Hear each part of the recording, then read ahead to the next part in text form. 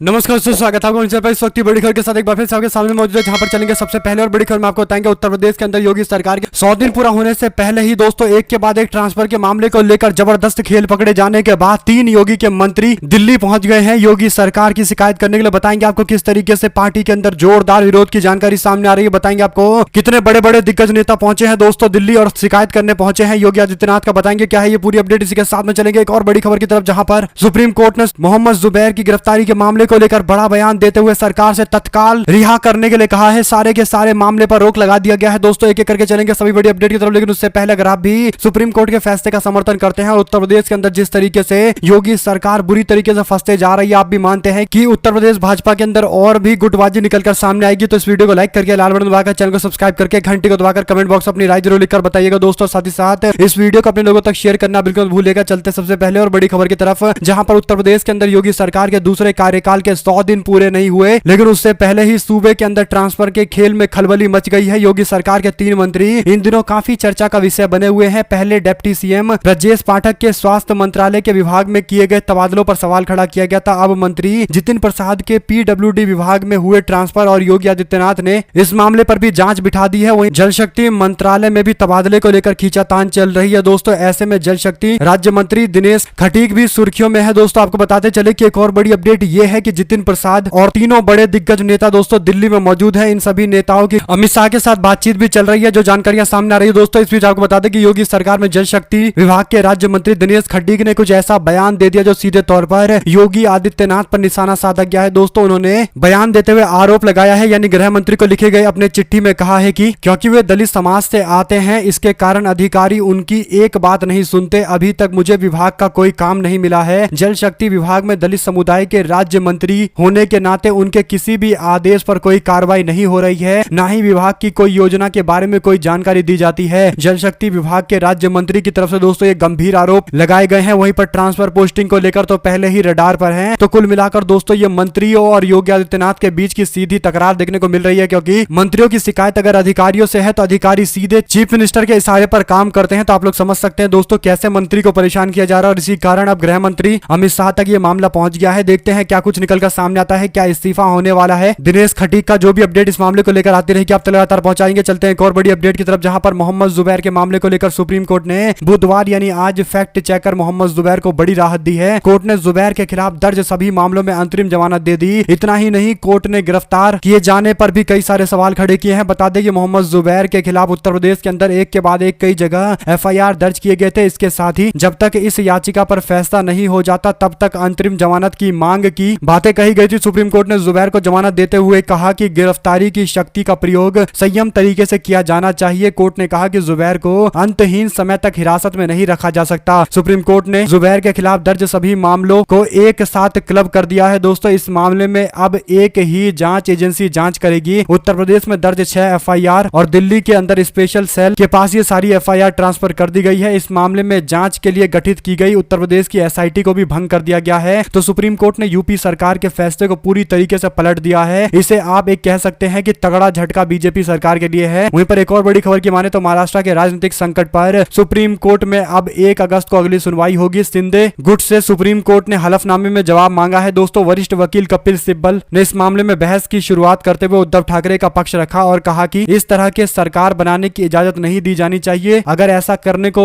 इजाजत दिया जाता है तो सरकार देश के अंदर हर बार गिरा दी जाएगी, और इससे बचने का केवल एक ही तरीका है कि इस तरीके की सरकार बनाए जाने पर कोर्ट अपने तरीके से कठोर कदम उठाए। और एक और बड़ी खबर की माने तो जामिया और एएमयू के साथ मोदी सरकार कर रही है भेदभाव। दोनों यूनिवर्सिटी से फंड में भारी कटौती की जा रही है। बीएचयू का 2 गुना कर दिया गया है बजट। इस तरीके से दोस्तों आरोप लगाए गए हैं। वहीं आपको बताते चले कि जामिया एएमयू को लेकर इस टिप्पणी पर बीजेपी के लोग इसे गलत बता रहे हैं। हालांकि इस पर आप लोग की क्या कुछ राय है लिखकर जरूर बताएगा। हमारे साथ लगातार बने रहने के लिए आप सभी लोग का बहुत बहुत धन्यवाद। आप लोग देख रहे थे आपका अपना चैनल जय हिंद जय भारत वंदे मातरम दोस्तों, बहुत बहुत धन्यवाद।